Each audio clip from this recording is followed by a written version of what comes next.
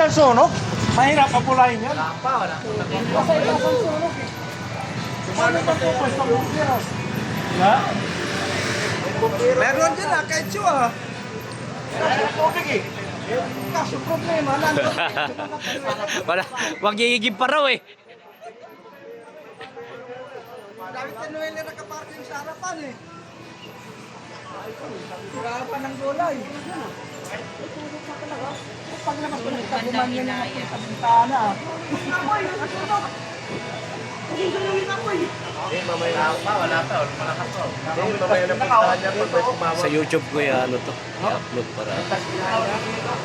May tumawag. Kaya may mauna dyan na may hapdan. Tambak ng gulay sa ilalim yan eh. Yung, sabi ko, mayroon na. Ayun o.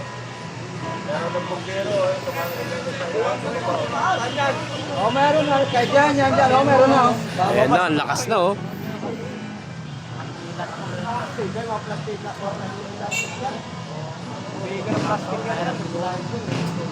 Patay, delikado yan.